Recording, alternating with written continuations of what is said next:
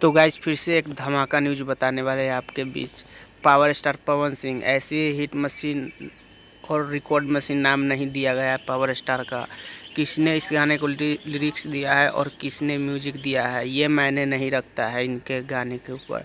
बस लिखा गाया किसने है वो मायने रखता है। गाया है पावर स्टार पवन सिंह, जिसको रिकॉर्ड मशीन अब बोला जाता है।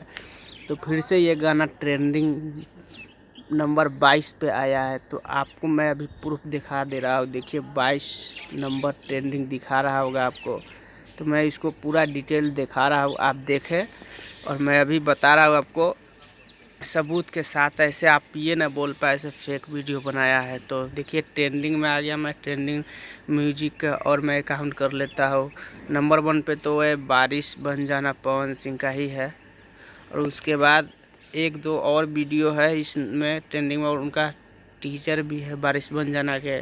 तो मैं उस पर वीडियो नहीं बनाया हूँ। ये देखिए हमें पीलो पुदीना गाना जो रिलीज हुआ है वो उसका वीडियो में बताया। तो देख सकते हैं 22 नंबर ट्रेंडिंग कर रहे हैं, सिर्फ 6,94,000 व्यूज पे। तो चलिए वीडियो अच्छा लगा हो तो प्लीज़ हमारे चैनल से जुड़ जाए और चैनल को सब्सक्राइब जरूर कर ले। जय हिंद, जय